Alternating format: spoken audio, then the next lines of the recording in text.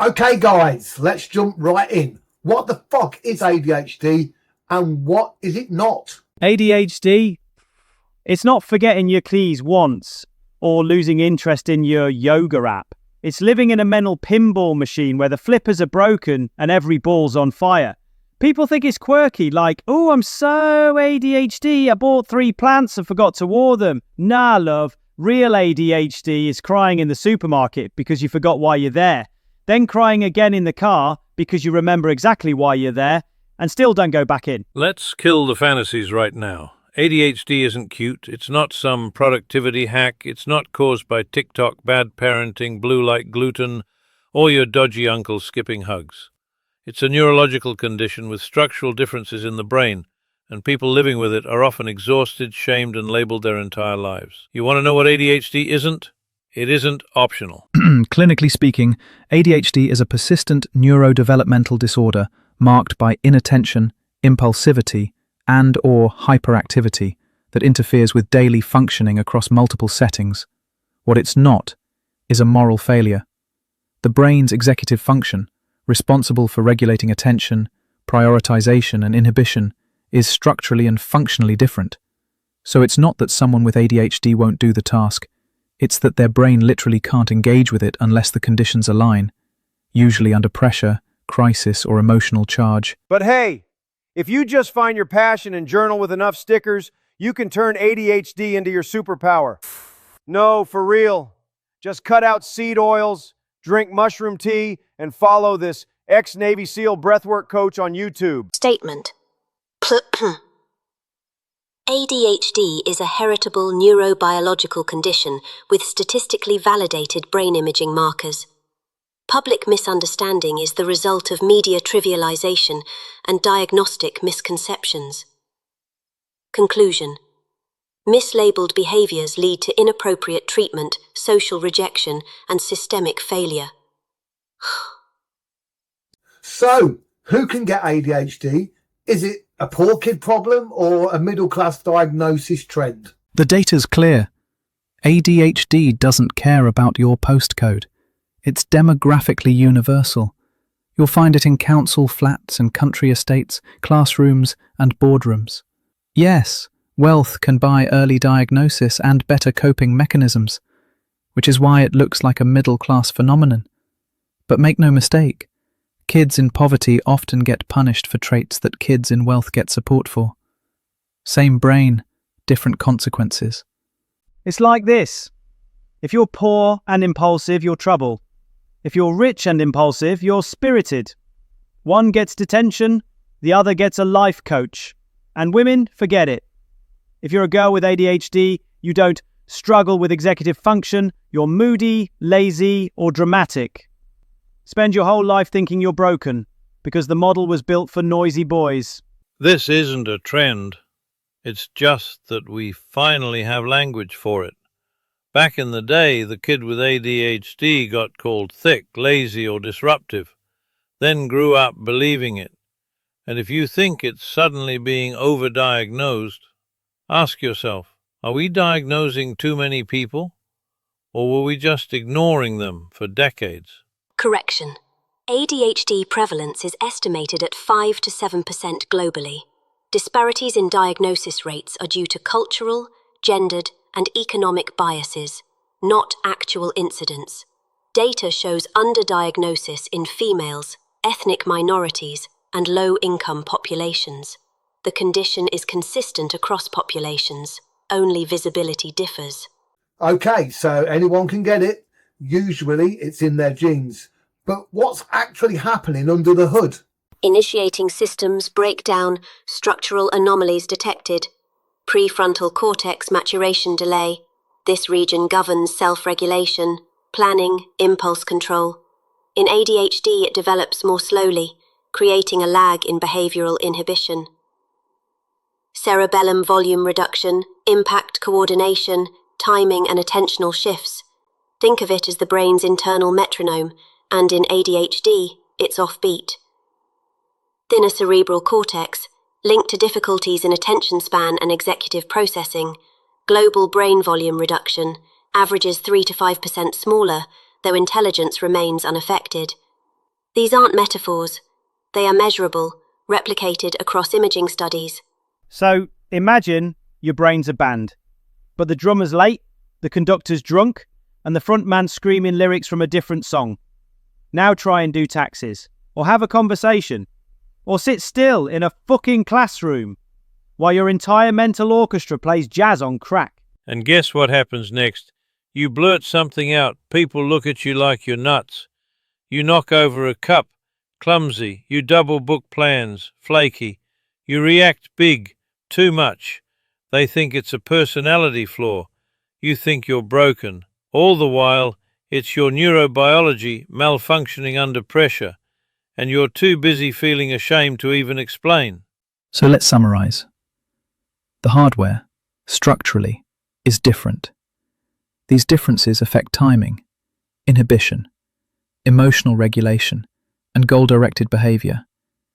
You may still know what's right, but the circuit linking knowing to doing is unreliable. And that mismatch between intent and execution is the birthplace of chronic shame. So what about focus? Sometimes I'm like 10 hours on YouTube learning how slime molds can map the Tokyo underground.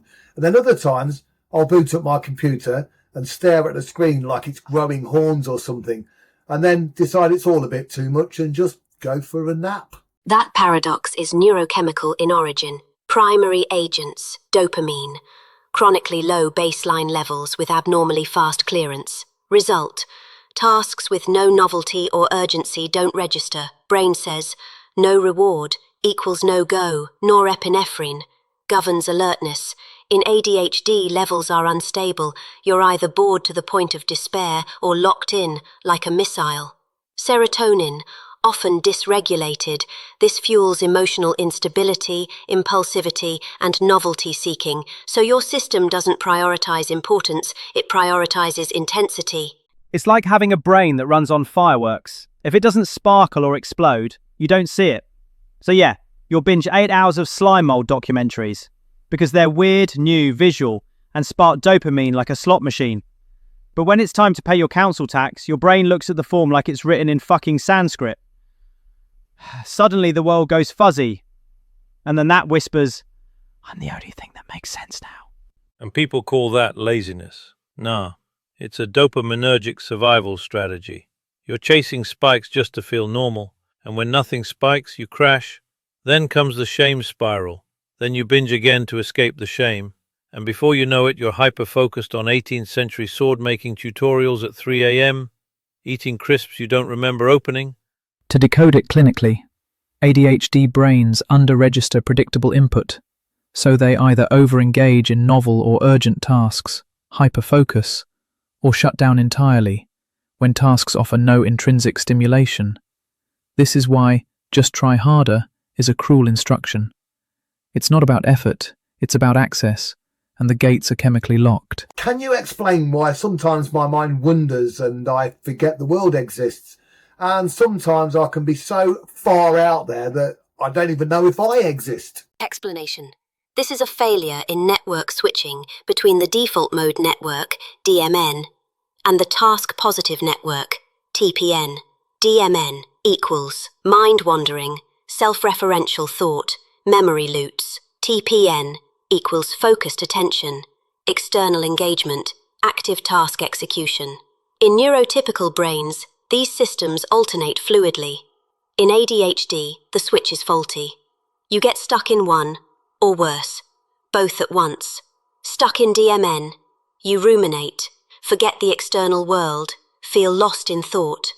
Stuck in TPN, hyperfocus, tunnel vision, can't disengage, forget to eat, pee, respond. Both active, cognitive overload, system lock, freeze, mental flatline. It's like being trapped between two TV channels. One's playing Everything I've Ever Done Wrong, the remix, and the other's a laser-focused crime drama about reorganizing your desktop folders. Both are loud, neither's helpful, and you're just the poor bastard holding the remote with no batteries. And people wonder why you ghost them. You're not being rude. You're in a looped limbo. You forget time. You forget plans. You forget you said you'd call.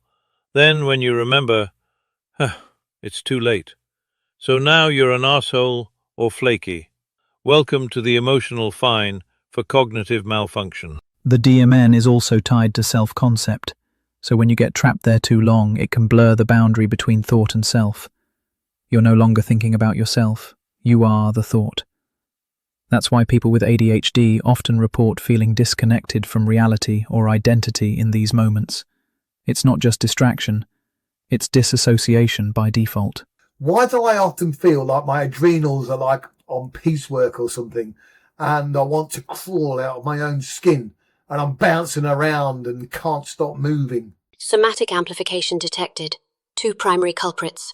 Basal ganglia, dysregulation. This cluster modulates motor control and habit formation.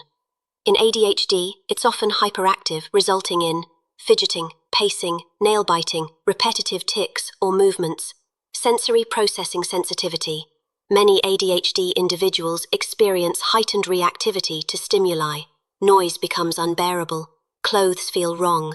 Lights flicker like interrogation spots. Smells hit like punches. This constant overstimulation puts the nervous system in a low-grade threat response, adrenal activation without a visible threat. It's like your whole body's been possessed by a swarm of ants on speed, and someone gave them tiny tasers.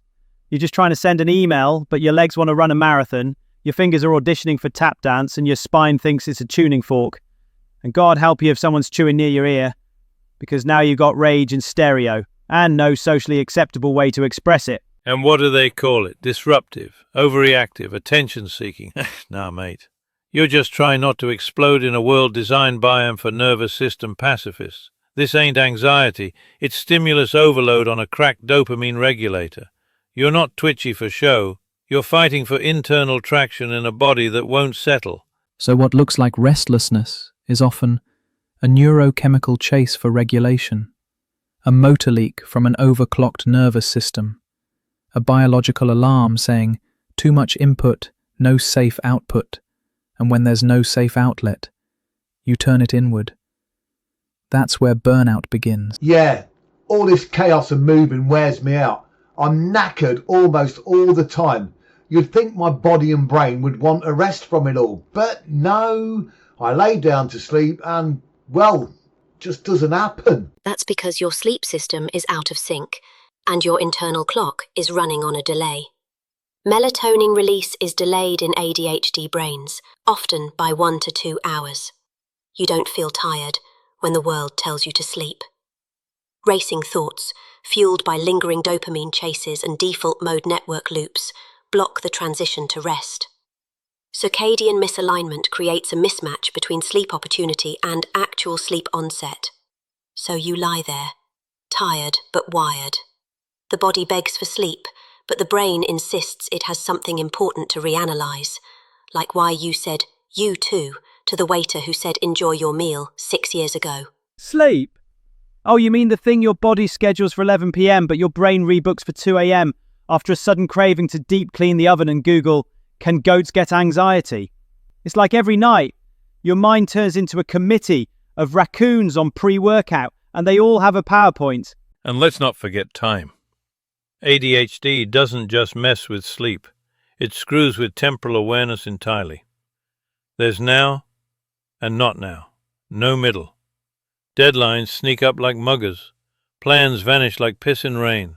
You either do it all right now or never, and then you beat yourself up for both. That's called time blindness, a direct result of PFC dysfunction, cerebellar lag, and dopamine's role in temporal coding. No foresight equals no sense of future consequence. No timeline equals chaotic prioritization. No inner clock equals disorganized reality. It's not that you're irresponsible. It's that time, to your brain, is a fog, and navigating fog by memory breaks people. I guess this explains why my head is like a bag of popcorn in a microwave. But why am I emotionally struggling? Struggling? Buddy, that's just your inner champion waiting to be unleashed. You've been forged in the fire of distraction. Your emotions aren't a problem. They're your superpower. Now slap a cold shower on that burnout, high-five your trauma, and manifest your fucking destiny. Thanks, Al. That was like being hugged by a protein shake. Anyway. Back to reality. Living with ADHD, especially undiagnosed, means growing up misunderstood, punished, and often gaslit by your own nervous system. You're told, try harder, pay attention, stop being so sensitive, but underneath it you're trying constantly, and failing visibly. That creates a split, outwardly, defiance, performance, or withdrawal. Inwardly, guilt, shame, exhaustion. It's death by 1,000 corrections. You learn to mask, act neurotypical enough to survive. Frustrated, but masking is performance, and performance burns fuel. So you burn out, but they don't see the burnout. They just see a flake, a failure, a drama queen. So you either implode quietly or explode inconveniently. So either way, you lose. And the kicker? You start thinking it's your personality. Not a glitch, but a flaw. Not a struggle, but your identity. And that's when depression pulls up a chair. Anxiety throws on a dressing gown. Addiction cracks open a beer. Statement. The emotional fallout is not secondary. It is systemic. 50 to 70% of ADHD adults experience comorbid depression. Anxiety disorders are common due to chronic performance failure. Substance abuse often stems from self-medication. Repeated invalidation leads to trauma-like symptoms, even in the absence of traditional trauma. This is not merely a behavioral condition. It is an existential war zone. And unless it's recognized, treated, and reframed, you don't just live with ADHD, you live as its scapegoat. There it is. No fluff, no woke wankery, just ADHD the way it is. In one sentence, guys, give me something useful that actually helps and isn't your typical influencer bullshit. What helps isn't willpower, it's structure that survives your worst days. Accept the chaos, but systemize what matters, or drown in your own brain fog. Build your life like a skate park. Let the madness flow. Just give it rails. Optimize for external scaffolding, not internal consistency. Your memory is not your ally. You don't need motivation. You need a timer, a whiteboard, and a friend who'll text "Start now."